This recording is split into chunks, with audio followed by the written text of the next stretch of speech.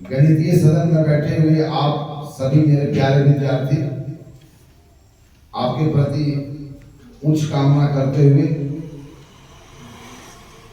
गणितीय सदन की शुरुआत हम लोग करें बिना समय गवाए। जोरदार तालियां।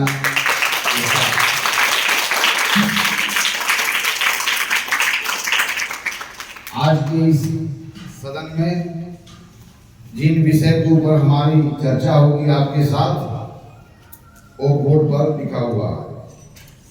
अनुक्रमानुपाती विचरण पर आधारित समस्या, problem based on direct variation. Okay, जिन डायरेक्ट वेरिएशन के बारे में आपके साथ चर्चा हुई, वह डायरेक्ट वेरिएशंस का कितना इंपॉर्टेंस है प्रॉब्लम सॉल्विंग में, इसका आज आप लोग एहसास करेंगे।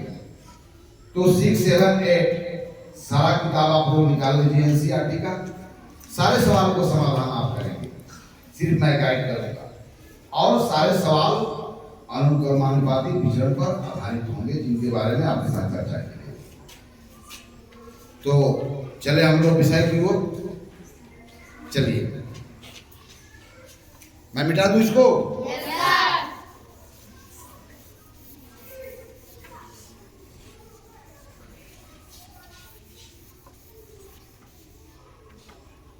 चलिए, लाभ और हानि। आज हम लोग कमर्शियल मैथ, व्यवसायिक गणित से जुड़ी हुई समस्याओं का समाधान करेंगे जो डायरेक्ट वेरिएशन पर आधारित है। फिर इसके बाद हम दूसरे क्षेत्रों की समस्याओं को भी इंक्लूड करेंगे जो डायरेक्ट वेरिएशन पर आधारित है। तो लाभ हानि से जुड़े हुए प्रश्नों को समझने के पहले उसमें 4-5 टर्म्स हैं जिनके बारे में आपको अच्छी तरह से जानकारी होनी चाहिए। फिर से मैं एक बार दोहरा देता हूं। व्यापार में कोई वस्तु, व्यापार में जो व्यापार करता है उसे क्या कहते हैं? व्यापारी। क्या कहते हैं? व्यापारी। तो व्यापारी क्या करता है? किसी वस्तु को खरीदता है और फिर उसका प्रयास होता है कि उससे ऊंची कीमत पर बेचे। अलग बात है कि उसकी प्रयास कभी कभी असफल हो जाता है और उसे हानि उठानी पड़ती है। इन बातों को जानते हो? तो इसमें 4 शब्द है। कौन कौन? क्रय मूल्य, विक्रय मूल्य, लाभ और हानि। और इन शब्दों का अर्थ हम समझ जाए तो क्रय मूल्य क्या है? वह मूल्य जिस पर किसी वस्तु को खरीदा जाता है, और वह मूल्य जिस पर वस्तु को बेचा जाता हो उसे हम लोग क्या कहेंगे? विक्रय मूल्य। और विक्रय मूल्य यदि क्रय मूल्य से बड़ा हो, यानी कि वह ऊंची कीमत पर जब बेचा होगा तो निश्चित है कि फायदे होंगे। कभी कभी बाजार की परिस्थितियां उसे मजबूर करती है कि खरीदी गई कीमत से भी कम कीमत पर वह बेचे, तब उस स्थिति में उसे हानि उठानी पड़ती है। यानी व्यापार में कभी आप प्रॉफिट को अर्न करते हो और कभी लॉस को सफर करते हो। ओके, इन बातों को समझ गए? अब मैं एक परिस्थिति आपके बीच रख रहा हूं जहां पर आप स्वतः बताना है या आपको मालूम है कि वहां पर उस वस्तु का क्रय मूल्य कितना रहा होगा, विक्रय मूल्य कितना रहा होगा, लाभ कितना रहा होगा, हानि कितनी रही होगी। ओके, मान लो कि एक व्यापारी ए ने किसी टी शर्ट को 120 रुपया में खरीदा, फिर वह व्यापारी मार्केट में उसे 150 रुपया में बेच डाला। इंफॉर्मेशन आपके पास है। 120 रुपया में खरीदा और 150 रुपया में बेच डाला। खरीदा, बेचा। अब यहां से आपको बताना है 4 शब्द कि उस टी शर्ट का क्रय मूल्य कितना रहा होगा। पहला इंफॉर्मेशन, टी शर्ट का विक्रय मूल्य कितना रहा होगा। राइट? क्या यहां पर लाभ हुआ या हानि, यह बताना है। लाभ या हानि। तब कितना लाभ हुआ और कितनी हानि हुई, यह बताना है। तो क्या यह जब इंफॉर्मेशन आपके पास हो तो इन बातों को तो बड़े आराम से बता सकते हैं आप। चलिए सब एक साथ बताएंगे और जोर से बताएंगे। उस टी शर्ट का क्रय मूल्य कितना है? 120 रुपया। सब नहीं बता रहे हैं। उस टी शर्ट का विक्रय मूल्य कितना है? 150। यस। क्या वह टी शर्ट क्रय मूल्य से ऊंची कीमत पर बेची गई कि क्रय मूल्य से कम कीमत पर बेची गई? यानी कि विक्रय मूल्य क्रय मूल्य से क्या है? क्या है? बड़ा है कि छोटा है? तो विक्रय मूल्य क्रय मूल्य से क्या है? बड़ा है। तो इस स्थिति में वह ट्रेडर लॉस को सफर किया होगा कि प्रॉफिट को अर्न किया होगा? प्रॉफिट को। लाभ को क्या बोलते हैं अंग्रेजी में हम लोग? प्रॉफिट। प्रॉफिट। और हानि को क्या बोलते हैं? लॉस। क्रय मूल्य को क्या बोलते हैं? कॉस्ट प्राइस, संक्षिप्त में बोलते हैं सीपी, और विक्रय मूल्य को बोलते हैं सेलिंग प्राइस। ओके, इनकी अंग्रेजी टर्म के बारे में हम लोग सीख जाएंगे। तो यहां पर लाभ हुई, तब कितना लाभ हुई यह बताना है। कौन बताएगा? कितना लाभ हुआ? How much did he earn profit? कितना हुआ लाभ? क्या समझ नहीं आ रहा है? कुछ लाभ हुआ कि नहीं हुआ?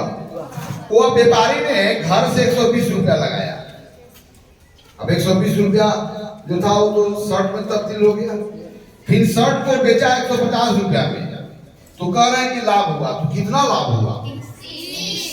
लाभ के मतलब कि हमारा जो अपना पैसा लगाए थे उसके अतिरिक्त जो हमारे पॉकेट में आया वही ना लाभ होगा जी। 150 में तो 120 आपका घर का रुपया है, तो कितना फायदा कमाए? तो इस 30 रुपया फायदा के लिए आपने क्रय मूल्य और विक्रय मूल्य के बीच में कौन से गणितीय संक्रिया किया? किसमें किसको घटाया? इसे विक्रय मूल्य में से आपने क्रय मूल्य को घटा दिया। Okay, difference between selling price and purchasing price. Here selling price is greater than, sorry, here selling price is greater than purchasing price or cost price, so that trader earned a profit. But how much profit he earned?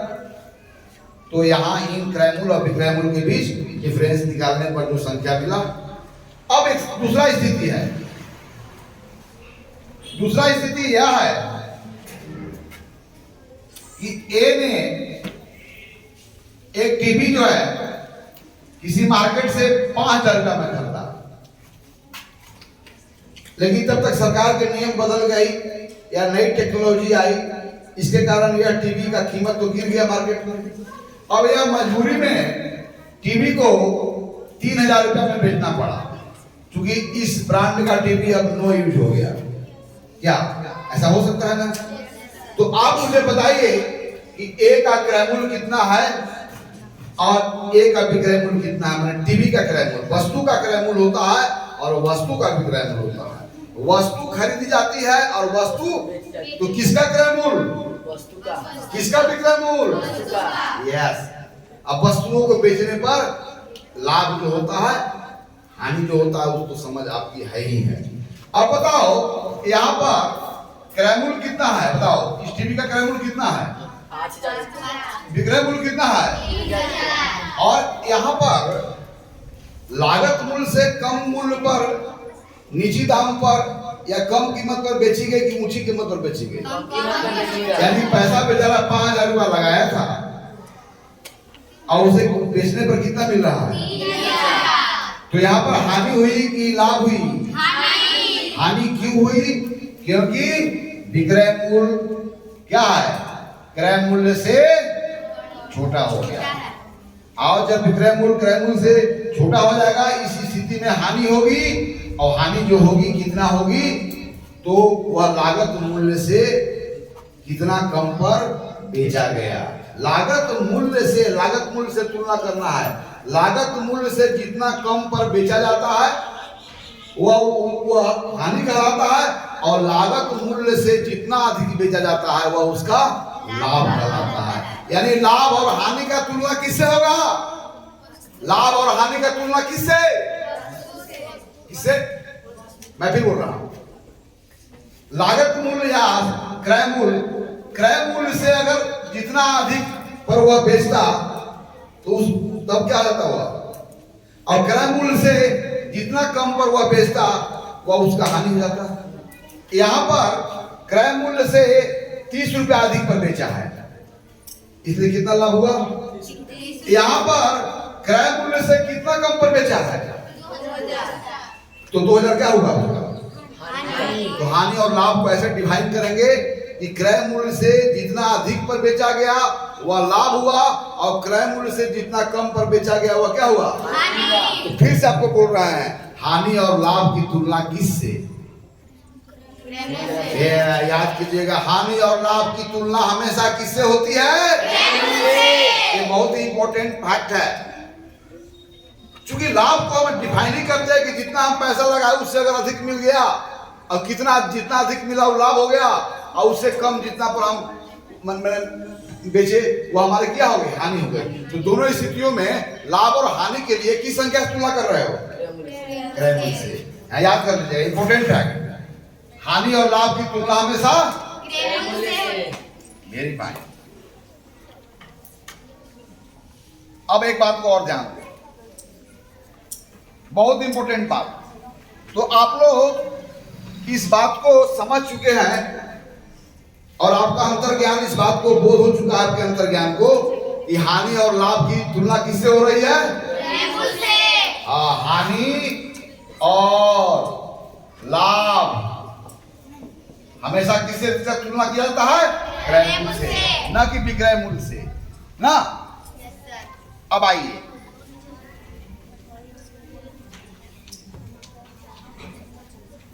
एक बात और ध्यान देंगे सवाल बनाने के पहले। तो हानि और लाभ की तुलना किससे? क्रय मूल्य से जितना अधिक पर बेचा जाता है वह क्या कहलाता है? उसका। और क्रय मूल्य से जितना नीची कीमत पर बेची जाती है वो क्या कहलाता है? और क्रय मूल्य से जितना अधिक पर बेच दिया गया वह उसका विक्रय मूल्य, और जितना कम पर वह बेच दिया जाता है वह उसका क्या होता है? तो कितना कम पर और कितना अधिक पर। ओके, हो गया ना। अब आइए, लाभ और हानि की तुलना तो ऐसे करते ही है क्रय मूल्य से, और लाभ और हानि का तुलना क्रय मूल्य से अनुपात विधि से करते हैं।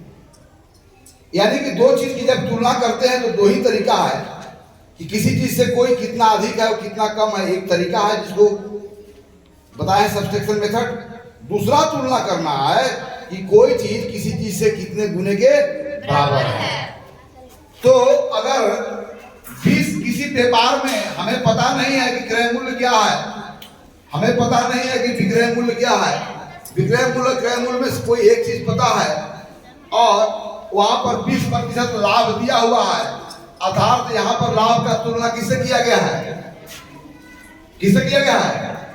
अभी मैं बताया ना, लाभ का तुलना किससे किया गया है? लेकिन लाभ का तुलना क्रय मूल्य से किस विधि से किया गया? अनुपातिक विधि से।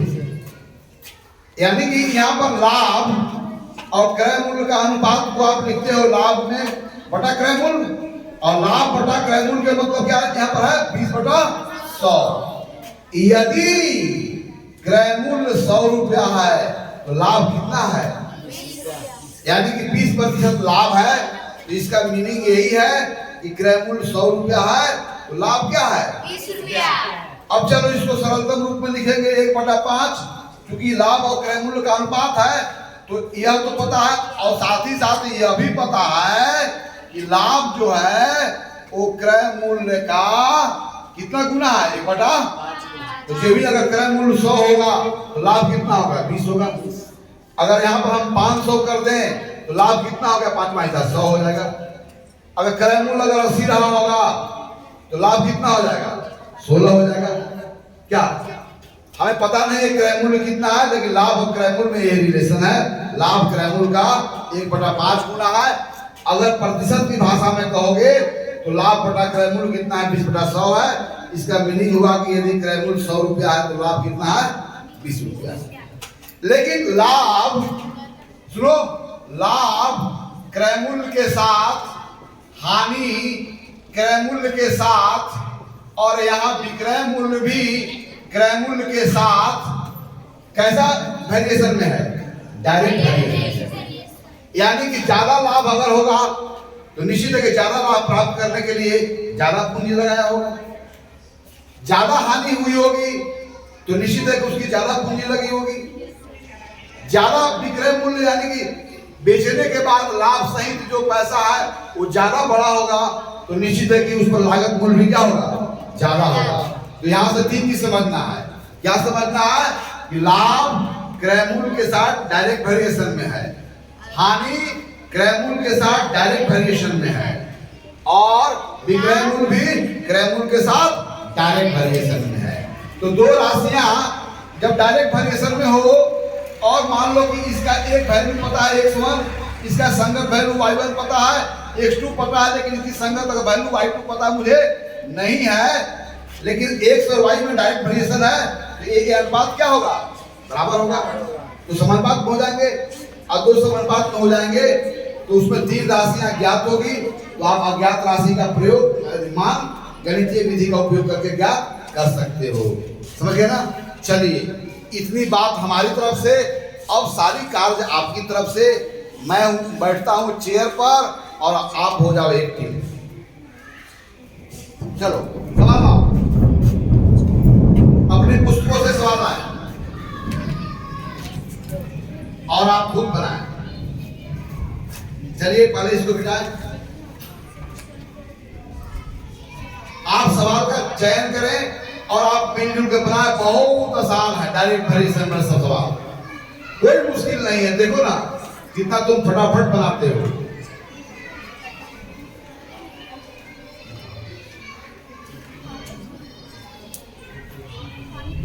चलिए कौन सवाल है, पहला सवाल कौन है, बोलो। लाओ, एक स्टूडेंट आ जाओ इधर, एक स्टूडेंट आ जाओ इधर, आ जाओ। कोई सवाल रखो, सवाल रखो। कौन सा सवाल?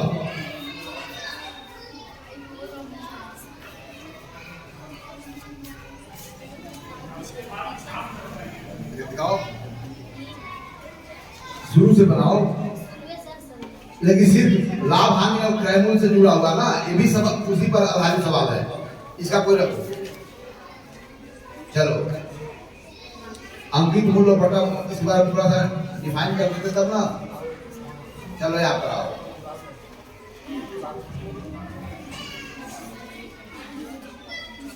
चलो 10 पढ़ो। एक लड़का एक स्टूडेंट आ जाओ, एक स्टूडेंट आ जाओ। ये सवाल पढ़ेगी, इसका जो इंफॉर्मेशन होगा वहां पर नोट करना होगा। How many informations you can derive from your questions? First you have to find out. Then your problem become very easy.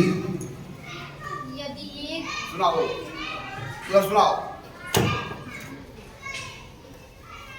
यदि एक आयरन 360 रुपए में बेचा जाए तो 10% हानि होती है। यदि वह 450 रुपए में बेचा जाए तो कितने प्रतिशत का लाभ होगा?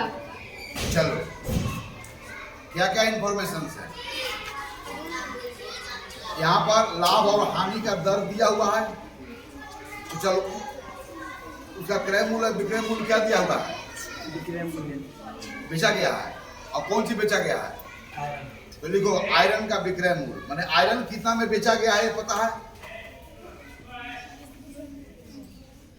लेकिन आयरन कितना में खरीदा गया था ये पता नहीं है। लेकिन आयरन पर जो बेचने पर हानि हुई है और उसका जो क्रय मूल्य है उसका अनुपात दिया हुआ है।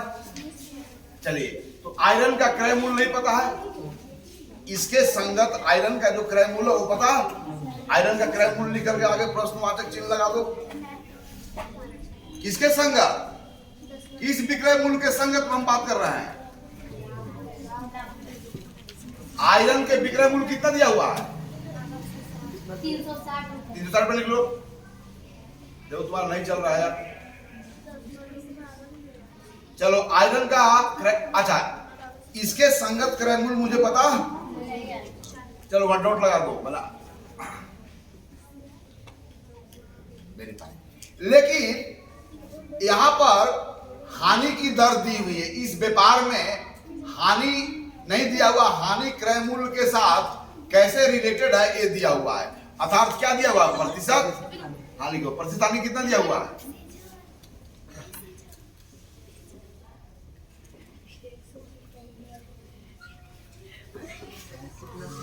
10%।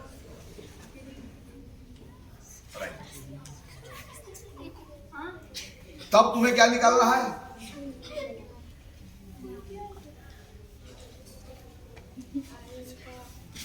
क्या निकालना है? क्रय मूल्य निकालना है। तो चलो क्रय मूल्य कैसे वैरी कर रहा है हानि के साथ? हानि जो है वो क्रय मूल्य के साथ कैसे वैरी कर रहा है? अब देखो यहां पर, या देखो हानि क्रय मूल्य के साथ कैसे वैरी कर रहा है ये हमको पता करना है। लेकिन यहां पर विक्रय मूल्य दिया हुआ 360 रुपया। अब उसका क्रय मूल्य कितना होगा? तो 360 के संगत क्रय मूल्य क्या होगा? चलो 10% हानि का मतलब क्या होता है कि यदि क्रय मूल्य 100 रुपया हो तो विक्रय हानि कितना हुई? 10% हानि का मतलब क्या हुआ? यदि क्रय मूल्य लिखो 10% हानि का मतलब होता है कि हानि बटा क्रय मूल्य जो है वो 10/100, माने कि यदि क्रय मूल्य 100 रुपया होगा तो उस पर हानि कितनी हुई है? 10 रुपया। 10% हानि का मतलब ये होता है।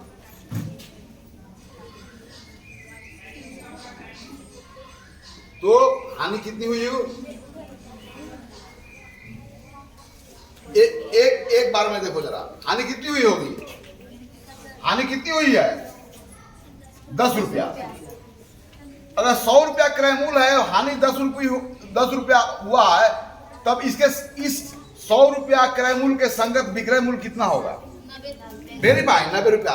अर्थात 90 कैसे प्राप्त की? क्रय मूल्य में हानि को घटा करके। तो एक्सप्रेशन को लिखना, क्रय मूल्य माइनस हानि। डायरेक्ट क्यों लिख रहे हो यार? पहले एक्सप्रेशन लिखो, किसमें किसको घटाया गया।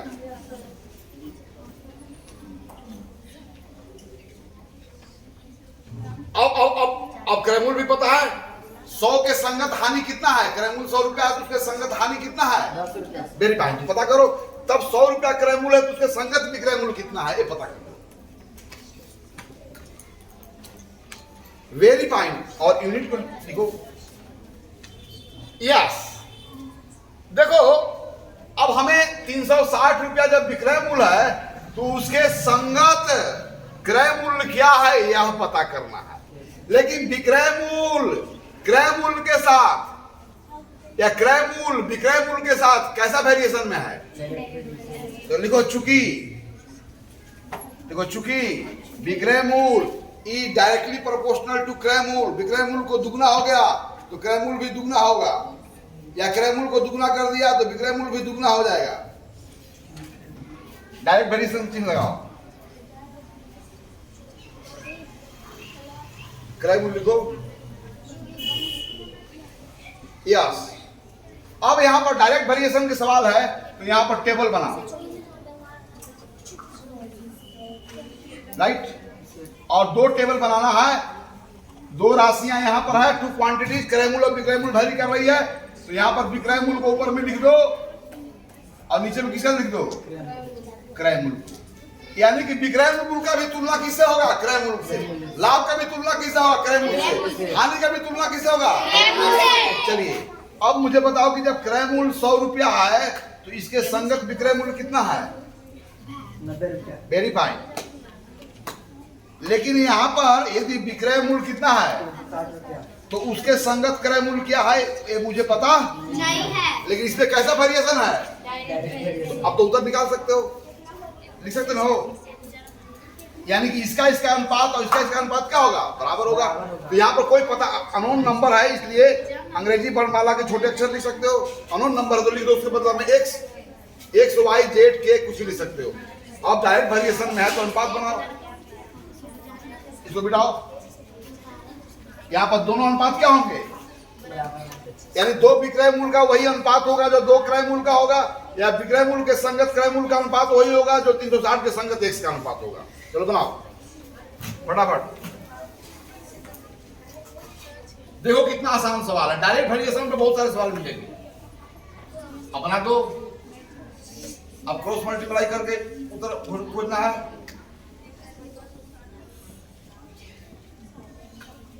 यस, इसका वैल्यू क्या कर सकते हो डायरेक्ट। देख लो कितना आसान सवाल है ना, आसान सवाल। चलो चलो 90 से काट लो। अच्छा राइट, गुना करो कितना हुआ 400। यस, एक्स क्या था जब विक्रय मूल 360 रुपया था, तो संगत क्रय मूल कितना था। अब एक्स का वैल्यू कितना हो गया 400 रुपया। यस, क्या उत्तर देख लो। Find out the answer of this question. Class में टीचर नहीं दिया ऐसा है ना। चलो अब दूसरा नेक्स्ट सवाल को चुन के लाओ, समझा जी। चलो अब तुम सवाल तुम लोग लाओ। तो यहाँ पर क्या था, विक्रय मूल क्रय मूल के साथ डायरेक्ट वेरिएशन। और यदि प्रतिशत लाभ दिया हुआ है, प्रतिशत हानि, तो वहां पर यह सूचना है कि 100 के संगत लाभ क्या है और 100 के संगत हानि क्या है। लेकिन हानि और लाभ या विक्रय मूल, इन सभी का तुलना किससे होगी, क्रय मूल से। इतना इंपॉर्टेंट रखना है। चलो कोई सवाल और, कोई नहीं है, वो छोड़ो भाई। तुम सवाल कोई है तुम्हारे पास, देखो कोई सवाल, नेक्स्ट सवाल।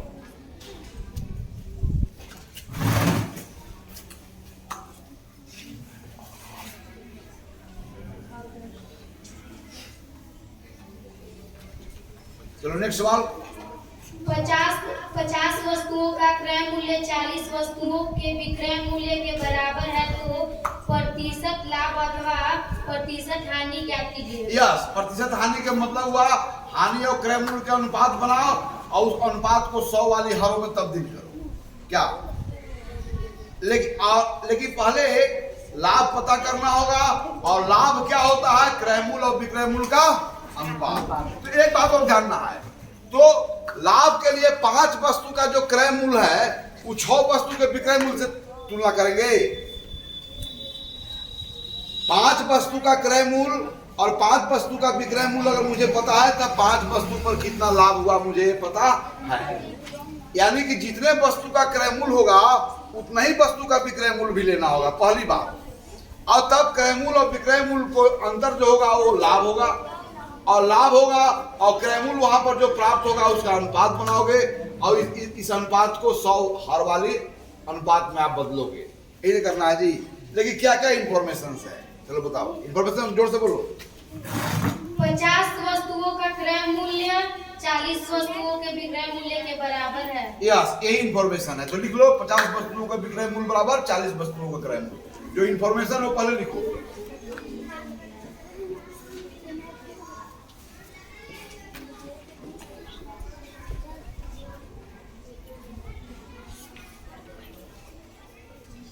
बराबर 40 वस्तु, यानी 50 वस्तु को वहां पर खरीदने में जो पैसा लगी उतना ही पैसा उसी 40 वस्तु को बेचने से प्राप्त हो गया। समझा, 50 वस्तु को खरीदने में हमारा जितना पैसा लगा था वो 50 वस्तु को नहीं बल्कि 40 वस्तु को बेच करके हम उतना फायदा उठा लिए। न समझा। तो देखो, तो 50 वस्तु का क्रय मूल्य 40 वस्तु का विक्रय मूल्य के बराबर है। लेकिन यहाँ पर क्रय मूल्य में 50 को वस्तु है, अब विक्रय मूल्य में क्या है 40 वस्तु। तो यह प्रॉब्लम कर रहा होगा, नहीं कर रहा होगा। लेकिन क्रय मूल्य और विक्रय मूल्य का अनुपात क्या होता है, क्रय मूल्य और विक्रय मूल्य का अनुपात या क्रय मूल्य और विक्रय मूल्य में कैसा वेरिएशन है, डायरेक्ट वेरिएशन। तो इसलिए 50 वस्तु का क्रय मूल्य हमें पता है, तो हम एक वस्तु का क्रय मूल्य पता कर सकते हैं। तो 50 वस्तु जब एक वस्तु हो जाएगा तो वस्तुओं की संख्या कितनी घट गई, कैवा भाग हो गया। जब हम लिखेंगे एक वस्तु का क्रय मूल्य को,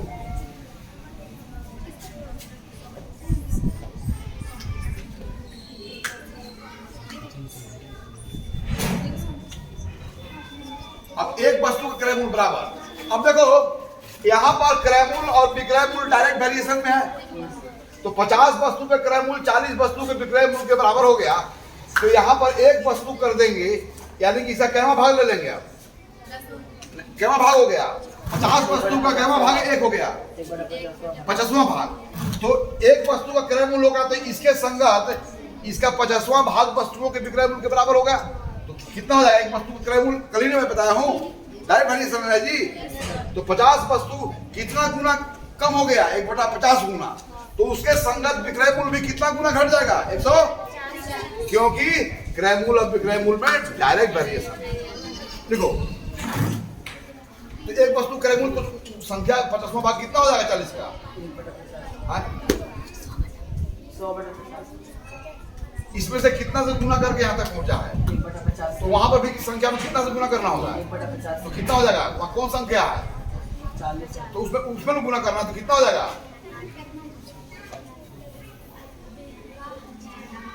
आगे क्या लिखा हुआ है, आगे उतना ही है सिर्फ।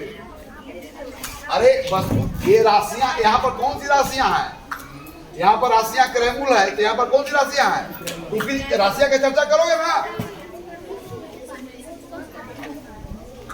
इसको सिंप्लीफाई करो, कितना हो जाएगा 4/5 वस्तुओं का विक्रय मूल्य। भैया क्या लिख रहे हो, ये तुम लोग क्यों हाल चल से कर रहे हो यार, हैं?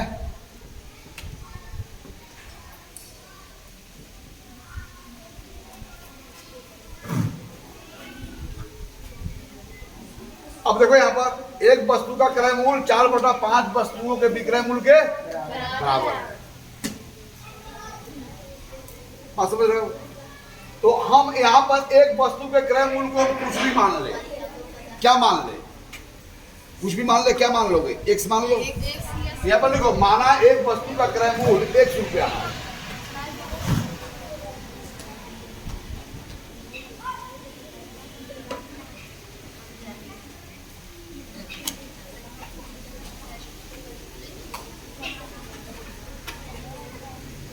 एक वस्तु का क्रय मूल्य 1 रुपया है ना, और एक वस्तु का क्रय मूल्य कितने के बराबर है, 4/5 वस्तु, समझो ना। एक वस्तु का क्रय मूल्य 1 रुपया मान लेते हैं, तो 4/5 वस्तु का क्रय मूल्य कितना हो गया बोलो, या लिखो। अब बोलो 4/5 वस्तु का उल्टा, चलो 4/5 वस्तु का विक्रय मूल्य लिखो। ध्यान से सुनो, बहुत इंपॉर्टेंट सवाल है। 4/5 वस्तु का विक्रय मूल्य बराबर क्या लिखोगे, एक वस्तु का क्रय मूल्य।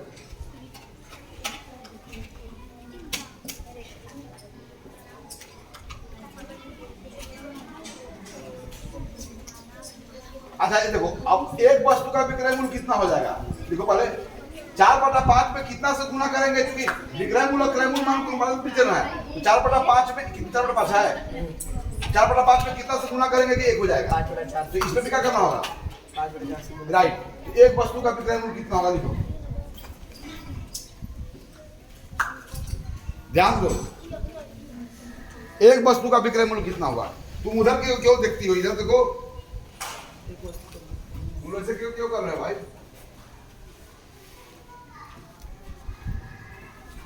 लास्ट सवाल है, हो गया। चलिए इसका, इसमें भी कितना गुना होगा, 5/4 से 5/4 से गुना करेगा तो कितना हो जाएगा, ये कैसे हो जाएगा, ये 4/5 था, यस सर, यहाँ पर क्या लिखे हो, 4/5,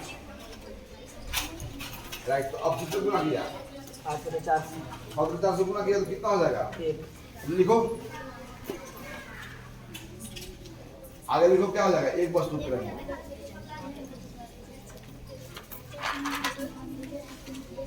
एक वस्तु क्रय मूल्य कितना है, 1 रुपया, 1 रुपया है ना।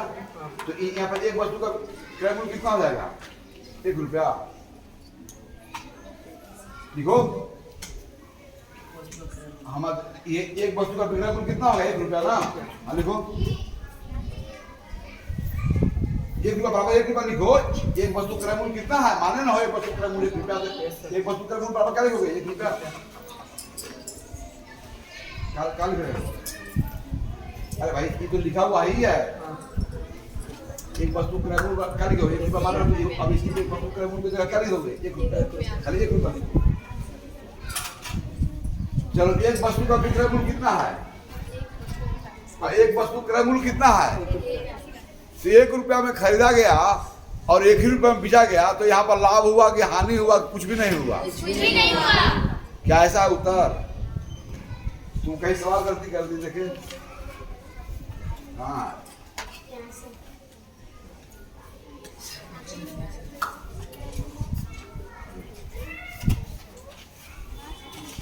50 वस्तु का क्रय मूल्य 40 वस्तु के विक्रय मूल्य बराबर है। एक वस्तु क्रय मूल्य कितना हो गया?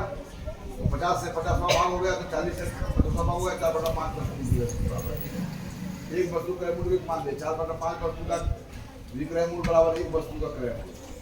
इसलिए एक वस्तु करने के लिए आप कितना गुना किए? 5/4 से। सही गुना किए हो।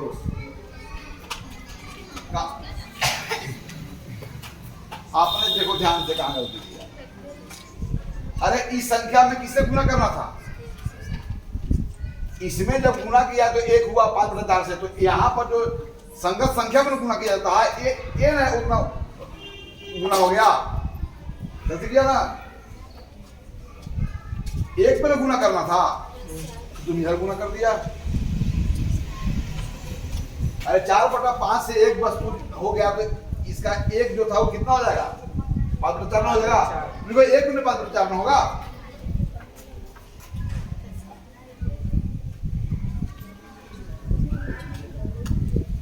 इसका रिजल्ट कितना है? बराबर 5/4 क्या होगा? वस्तु का क्रय मूल्य लिखो। एक वस्तु क्रय मूल्य कितना माने हो?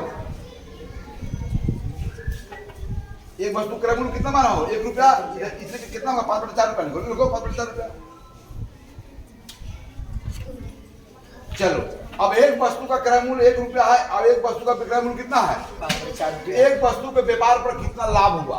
तो लाभ लिखो। लाभ बराबर यहाँ लाभ हुआ कि हानि हुआ? 1 रुपया से 1 से बड़ा है 5/4 की 1 से छोटा है 5/4? 5/4 1 से बड़ा है कि 1 से छोटा है? 1 से बड़ा है। 1 से बड़ा है। यहाँ पर क्या हुआ? लाभ हुआ। इसलिए देखो विक्रय मूल्य क्रय मूल्य से बड़ा है।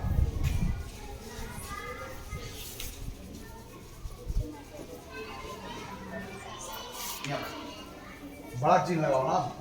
इन दोनों के बड़ा है तो क्या लिखा है? बड़ा है। ठीक सही है। बड़ा कौन होता है? विक्रय मूल्य क्रय मूल्य से बड़ा कौन सा चिन्ह अप्लाई होगा? चलो अब लाभ लिखो। लाभ हुआ ना। लाभ कितना हुआ? एक वस्तु का क्रय मूल्य माइनस एक वस्तु का लिखो। एक वस्तु का विक्रय मूल्य घटा एक वस्तु का क्रय मूल्य। तो समान वस्तुओं पर तुलना करते हैं।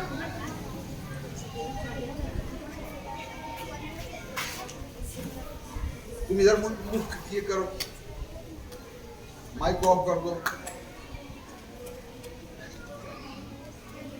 हो गया। चलो एक वस्तु का विक्रय मूल्य कितना होगा? 5/4 लिखो। बराबर लिखो। बराबर नीचे लिखो 5/4। अब 1 घटाओ। घटा 1 कितना हो जाएगा? चलिए 1 को आप लिख सकते हैं 4/4। हर को बराबर कर सकते हैं। 1 को कितना लिख सकते हैं? तो हर बराबर हो जाएगा तो कितना हो जाएगा उसका? क्या सकते हैं? नहीं आ रहा ना। ये 5/4 में से आपको 1 को घटाना है। तो 5/4 1 को आप लिख सकते हैं 4/4। तो दो भिन्न जब हर बराबर हो तो आप घटाव कर सकते हैं। अंशों का अंतर हो जाएगा ना। कितना जाएगा? 1/4। चलिए अब आपको लाभ भी पता चल गया। 1/4 एक वस्तु के व्यापार पर कितना लाभ हुआ? अब एक वस्तु को खरीदने में कितना आप क्रय मूल्य माने हैं? 1 रुपया। अब हमें निकालना है प्रतिशत लाभ, यानी कि लाभ और क्रय मूल्य का अनुपात बनाओ और फिर 100 वाली अनुपात को उनसे तब्दील कर दो। मिटाओ जरा, अब यहाँ पे मिटाओ, यहाँ पर नीचे वाला। चलो तो लाभ और क्रय मूल्य का अनुपात बनाओ, लाभ और क्रय मूल्य का अनुपात बनाना है। तो एक वस्तु पर लाभ कितना हुआ? कितना हुआ लाभ बोलो? 1/4 रुपया। और क्रय मूल्य कितना है? तो ये कितना हो जाएगा? 1/4 हो जाएगा ना। अब इसको क्या करना है? प्रतिशत लाभ ज्ञात करना है। प्रतिशत लाभ वैसे अनुपात को प्रतिशत लाभ बोलते हैं जो 100 वाला हर के रूप में तब्दील हो जाए। तो 1/4 को 100 वाला हर करने के लिए इसमें कितना गुना करेगा?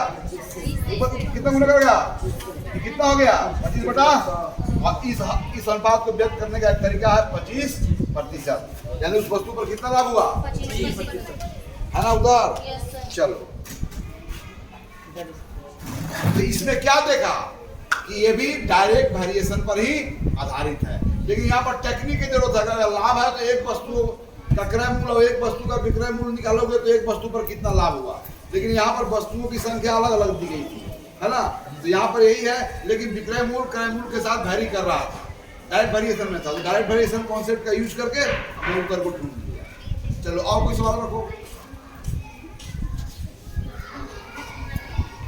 अल्लाह भाई, आज हम लोग गणित की सदन का समाप्ति यहीं पर करते हैं। इस प्रॉब्लम के द्वारा हमने क्या समझा कि डायरेक्ट वेरिएशन से जुड़ा हुआ यह समस्या था, और इसमें कुछ अतिरिक्त बात भी हम जाने कि लाभ और हानि और विक्रय मूल्य, इन सभी राशियों का तुलना हमेशा क्रय मूल्य से की जाती है, ये समझे। फिर यह समझे कि लाभ क्रय मूल्य के साथ, हानि क्रय मूल्य के साथ, विक्रय मूल्य के साथ किस वेरिएशन में होता है? डायरेक्ट वेरिएशन में होता है। इस प्रॉब्लम में वस्तुओं की संख्या अलग अलग दी गई थी। क्रय मूल्य में 50 वस्तु, विक्रय मूल्य में 40 वस्तु, उनके कीमत नहीं दिए गए थे। वस्तुओं के रूप में क्रय मूल्य और विक्रय मूल्य को रिलेट किया हुआ था। तो वहां पर हमने क्या किया? डायरेक्ट वेरिएशन का यूज करके हमने एक वस्तु का क्रय मूल्य और एक वस्तु का विक्रय मूल्य को पता किया। तब एक वस्तु पर बेचने पर, व्यापार होने पर लाभ जब ज्ञात करना है तो एक वस्तु का क्रय मूल्य और एक वस्तु का विक्रय मूल्य, फिर वहां पर लाभ और क्रय मूल्य का हमने अनुपात बनाया और उस अनुपात को 100 हर वाले अनुपात में हमने बदल डाला। तो यहाँ पर भी हमने क्या महसूस किया कि इस प्रॉब्लम में डायरेक्ट वेरिएशन है ना, अर्थात दो राशियां एक दूसरे के साथ गुणात्मक रूप से चेंजिंग कर रही है ना। एक जितना गुना बढ़ जाता है, दूसरी राशियां संगत राशियां उतना ही गुना बढ़ जाता है, जितना गुना घट जाता है संगत राशियां उतना ही गुना घट जाता है। मूल रूप से यही कॉन्सेप्ट था इस प्रॉब्लम में। और कोई प्रॉब्लम? एक प्रॉब्लम और रखो, प्रॉब्लम लाओ। कोई प्रॉब्लम? या चलो तुम लड़की आ जाओ प्रॉब्लम लेकर के, बुक लाओ।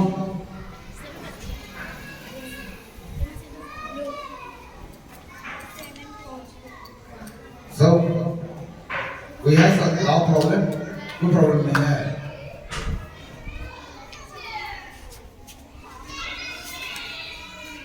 कौन सा प्रॉब्लम है?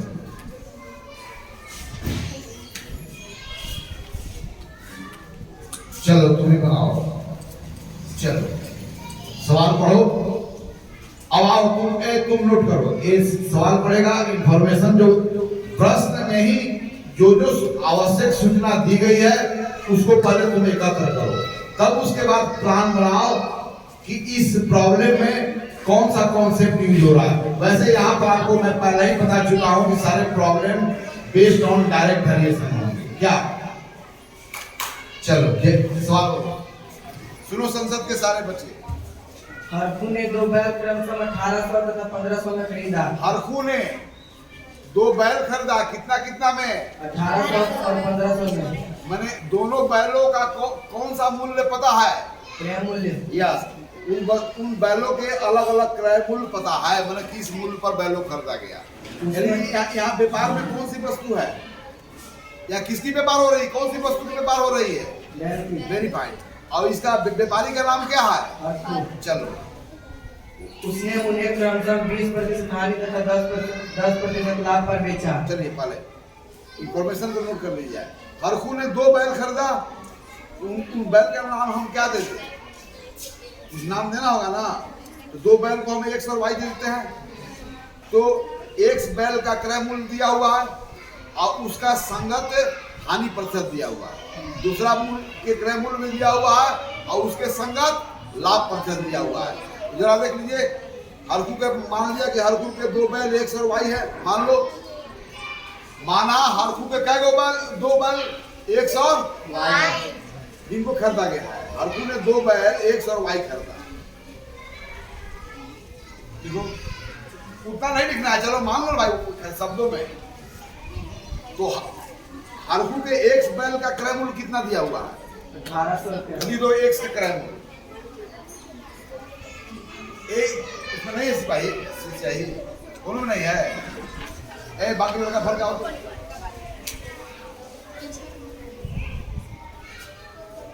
एक्स का क्रय बराबर कितना है बोलो? 1800 रुपया। 1800। अच्छा, इसके संगत हानि हुआ कि लाभ हुआ? हानि हुआ। चलो लिखो हानि। और कैसा हानि दिया हुआ? प्रतिशत हानि का हानि दिया हुआ है, प्रतिशत हानि। यानी हानि क्रय मूल्य के साथ तुलनात्मक रूप में दिया हुआ है। देखो प्रतिशत हानि बराबर प्रतिशत हानि कैसे लिखा था? प्रतिशत हानि सिंबल लगा प्रतिशत, यानी कोई संकेतों का हानि लिख दो। अब पढ़ना हो तो प्रतिशत हानि 20 कितना है? बोलो 20 खाली 20 है। 20%। 20% पूरा बोलो। चलो दूसरा बैल का आपने क्या नाम रखा है? वाई का क्रय मूल्य दिया हुआ है। Yes sir. कितने दिया हुआ है? यहाँ कितना दिया हुआ है? 1500 रुपया। देखो वाई का भी क्रय मूल्य सी।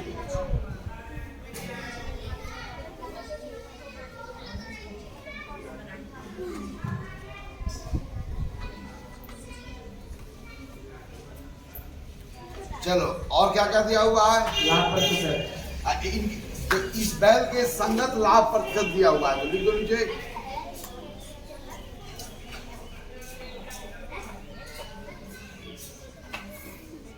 दस 10%। चलिए यह सब सूचना है। अब हमें क्या मालूम करना है? बैल का विक्रय मूल्य ज्ञात करना है। यस, प्रत्येक बैल का। प्रत्येक बैल का विक्रय मूल्य मैंने क्या ज्ञात करना है? एक्स का विक्रय मूल्य और वाई का विक्रय मूल्य। लिख लो वहां पर एक्स का विक्रय मूल्य बराबर क्वेश्चन लगा दो और वाई का विक्रय मूल्य, ताकि पता चले कि किन राशियों के हमें मान को प्राप्त करना है। I am observing all of you. I am observing all of you.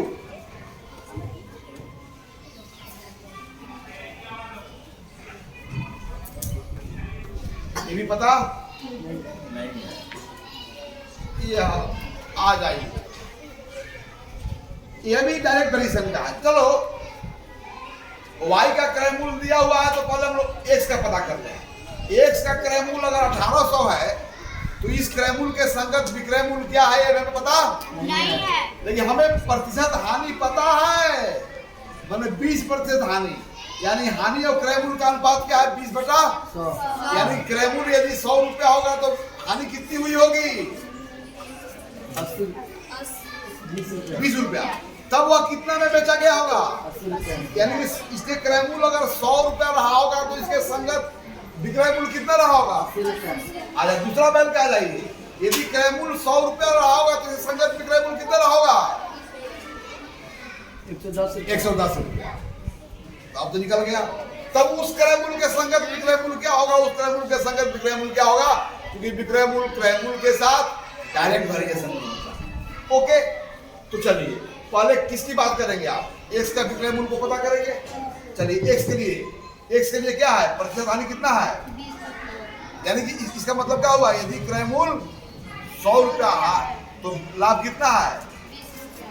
तब हानि हुई है, तब वो वस्तु कितना में बेची गई होगी? चलिए इसी बात को लिखिए। देखिए प्रतिशत हानि बराबर 20%।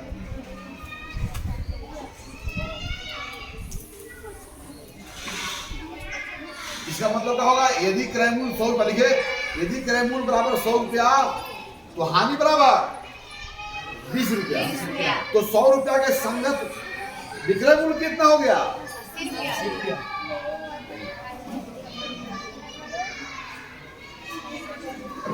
क्रय मूल्य भैया मतलब देखो क्रय मूल्य बराबर 100, तो उस इंफॉर्मेशन को पूरा विस्तार कर दो। या क्रय मूल्य 100 रुपया, यदि क्रय मूल्य 100 रुपया लिखो, क्रय मूल्य बराबर, यदि शर्त है ना वहां वास्तव में 100 नहीं है लेकिन 100 पर तुलना करके लिखा हुआ है ना, व्यापार का कन्वेंशन है, तो दे क्या हो, हानि की बात कर रहा, कितनी हानि? हानि का 20 रुपया लिखो।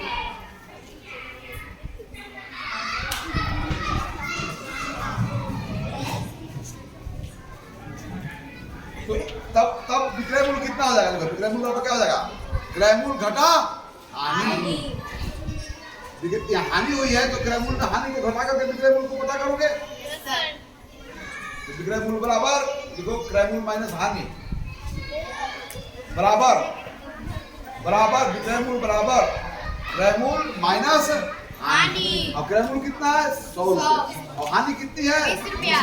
तब 100 घटा 20 कितनी हो जाती है? 80 रुपया। हानि लिखो, हानि मत लिखो, हानि। पूरा टाइम तो लोग करते हो, एक लेटर में गलती है तो पूरा वर्ड सीधे लिखो बराबर। अब लिख से चल जाओ, कितना क्रय मूल्य है वहीं यहाँ के नीचे बराबर। यहाँ पर जो मानी हो ना, क्रय मूल्य 100 रुपया के संगत विक्रय मूल्य हम ज्ञात कर रहे हैं। निकालो 100 रुपया माइनस 20, नीचे लिखो।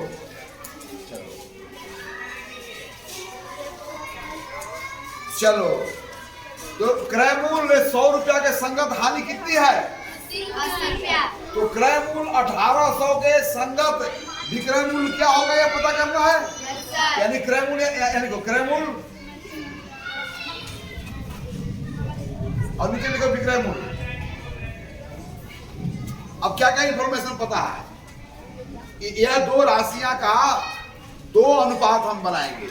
यदि क्रय मूल्य 100 रुपया है लिखो यानी ठीक है, इसके सामने तो कर जाएगा ना, नीचे और लिखो ना भैया, यहाँ लिखो ना कि आओगी तो यहाँ पर क्रय मूल्य 100 रुपया है, समझ रहे हो ना? क्रय मूल्य और नीचे लिखो विक्रय मूल्य।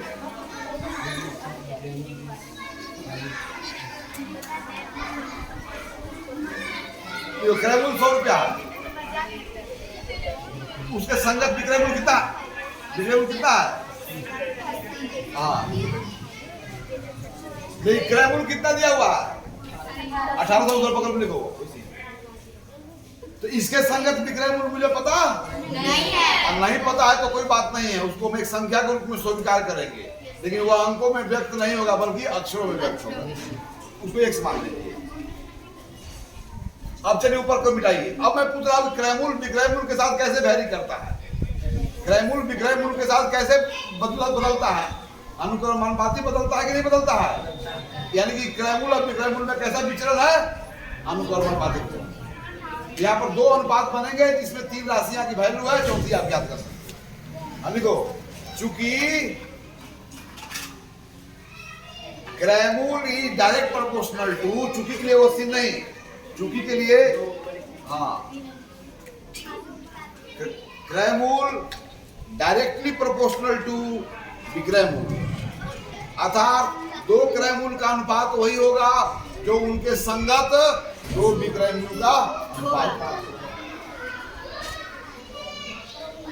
इसलिए अब यहाँ अनुपात बनाओ, यहाँ पर इसलिए अब यहाँ चलो, अब उसी क्रम में अनुपात बनाना ना, क्या लिखोगे? हाँ 100 रुपया मत देखो, सिर्फ संख्या को लो। 100 अनुपात बनाओगे ना, 2 अनुपात क्या करना? पहला अनुपात क्या बनेगा? 80। क्या 180? अब भिन्न की बात है। अब दोनों अनुपात क्या, वहां भी जो अनुपात बनेगा वहां पर कौन सा अनुपात बनेगा? ये दोनों अनुपात क्या होंगे? तो अब x के वैल्यू निकाल सकते हो। ए वहां पर तो एक्स वस्तु माना था, फिर एक्स मान लिया ना, वहां पर ए लिख दो, लेटर चेंज कर देना। चलो अब ज्ञात करो, क्रॉस मल्टीप्लाई करोगे ना, तो छोटा ही कर लो, कोई बात नहीं है।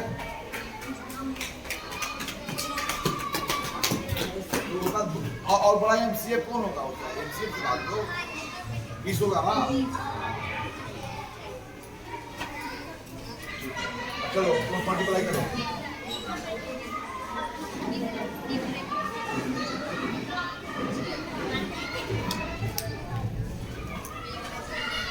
एक कर देता, चलो क्रॉस मल्टीप्लाई करो, दिखाना नहीं है, चलो सीधे करो।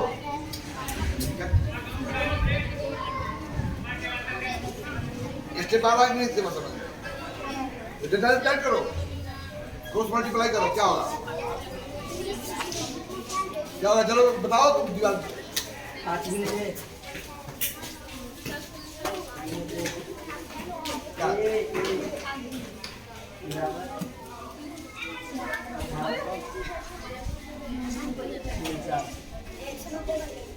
चलो अब एक वैल्यू निकालो, ये बार क्या होगा? जल्दी बताओ, हेल्प करो।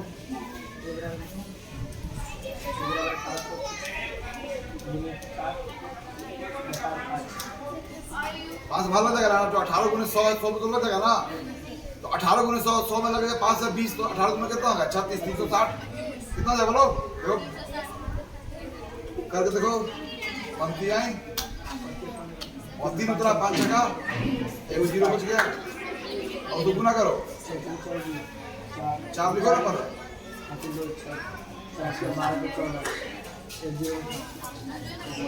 चलो तो पहला बैल का देखो विक्रय मूल्य कितना है? सही है ना? सही है ना? अब दूसरा वाला के निकाल लेना है, उसका क्रय मूल्य दिया हुआ है, उसके संगत क्या हुआ? लाभ और लाभ। अब निकालोगे ना, कितना तेजी से निकालोगे? दूसरा बैल वाई का भी कौन निकालेगा? आप लोगों में से कोई? चलो तुम तेजी से निकालो। चाहे दूसरा बैल का जो विक्रय मूल्य है आप लोग अगले दिन पता करके आएंगे। तो आज के जितने भी समस्याएं थे जो आपने मिलकर के हल किया, उन सभी समस्याओं में मूल रूप से एक ही बात थी, उसमें 2 राशियां डायरेक्ट वेरिएशन में थी, और 2 राशियां जब डायरेक्ट वेरिएशन में है, हमारा कोशिश होती है कि उन राशियों का 2 ऐसे अनुपात ज्ञात करें जिसमें उसके 3 वैल्यू पता हो लेकिन एक वैल्यू पता नहीं हो। जब वो 2 अनुपात ज्ञात करते हैं तो उसको इक्वल करके और फिर क्रॉस मल्टीप्लाई करके हम लोग अननोन नंबर को पता कर लेते हैं, है ना? तो आज के सदन हम यहीं पर समाप्त करते हैं, फिर अगले सदन में डायरेक्ट वेरिएशन पर आधारित जितने भी सवाल हैं उन सभी का हल हम लोग मिलजुल करके ढूंढेंगे।